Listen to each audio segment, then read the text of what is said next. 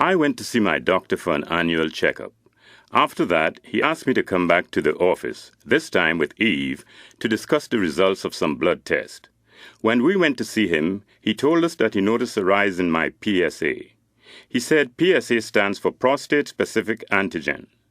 The PSA test is a blood test that measures the amount of protein in the blood produced by the prostate gland. He was concerned about this change and said that I should get some more tests done by a urologist, a doctor who specializes in treating prostate problems. The tests included a biopsy, which turned out to be positive for cancer, and the urologist explained the treatment options to Jim and his wife. It came down to 3 choices that they were willing to consider: surgery to take out the entire prostate, limited surgery with radiation therapy, or watch and wait. These treatments have different side effects, some of which don't last long, like discomfort, pain, and fatigue. But other side effects, like some kinds of sexual problems, might be permanent. Initially, Jim and Eve felt that they needed to decide on the treatment right away.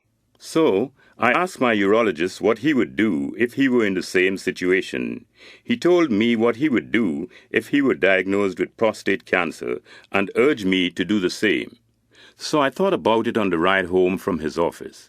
Eve and I talked about my treatment options again. I wanted to do whatever the urologist recommended, to just get the whole thing over with. But Eve reminded me of our neighbor Bob, who had also recently been diagnosed with prostate cancer. She said, "Why not talk to Bob, see what he says?" "I don't know," I said. "This is kind of hard to talk about." But this was serious, and I could see that Eve was maybe even more scared than I was, so I said I would talk with him.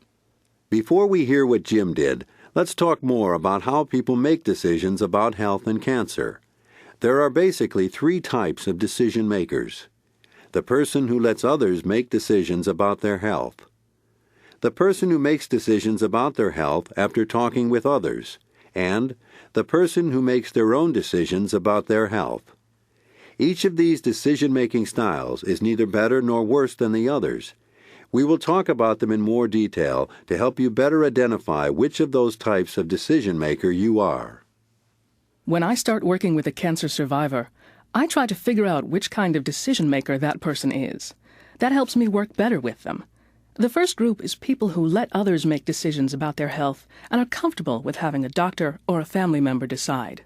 An advantage to this type of decision-making style is that decisions are made rather quickly, with little conflict, because the person is ready to accept the expert's opinion. One disadvantage is that the doctor may not really know the person's preferences, habits, work, family, and lifestyle activities. The second group of decision-makers is people who make their own decisions about health after talking it over with other people. They look for all of their possible options to treatment, both standard treatment and treatment in clinical trials. They tend to balance the factor of time with available options in making their decisions. They look at the options provided by their doctors and decide if those options make sense for them. They choose to make decisions as a partner with their doctors and want a treatment plan that takes into account their habits and daily lifestyle choices. The disadvantage to being this type of decision-maker is that it takes time. This type of decision-maker can go back and forth about decisions until he or she selects the best option for them. The third type of decision-maker is the person who likes to take complete charge and responsibility for making each and every decision. These people worry over each decision and may express lots of confusion and doubt, even when they've made their decision.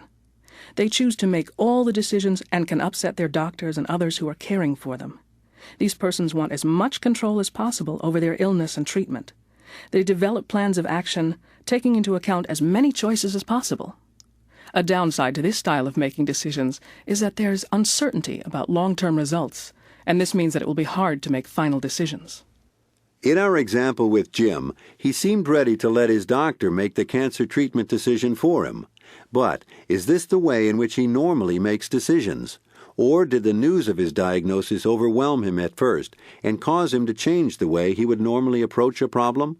What kind of decision maker are you? And might that change if you got unexpected